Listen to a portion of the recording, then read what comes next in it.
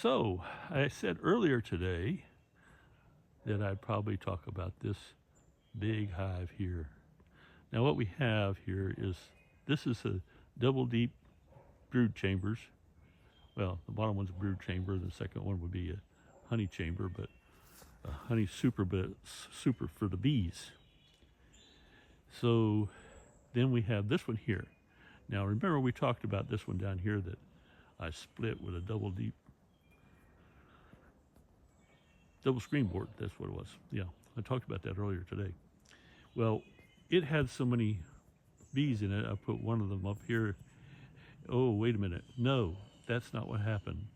Originally, there was another hive that was next to this one. And it was a walkaway split that didn't work. The queen never made, and they had, what do they call it?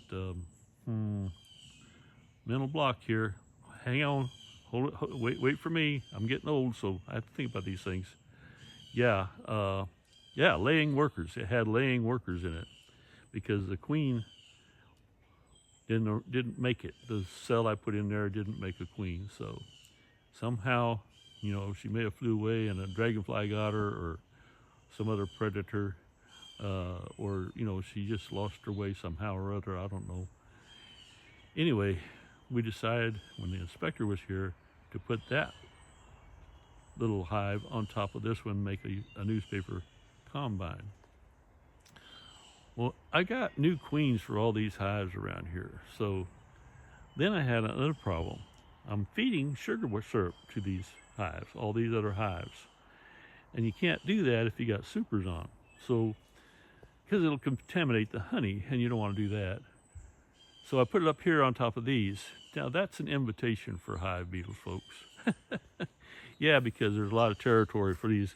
It is a strong hive, so in a few days, I will likely take these, once I make these queens come out. Once these queens have found their way out of their little cages, whether I would let them loose or whether the bees themselves let them loose, then I'll take these and distribute them among single deep hives, because I'm trying to get back to all single deep hives except for maybe this one right here, which has other issues, and I'll talk about that later today. So continue on. And it's nice and cool. We had lots of rain. I'm not going to go into bees today. By the way, I made 2 more splits.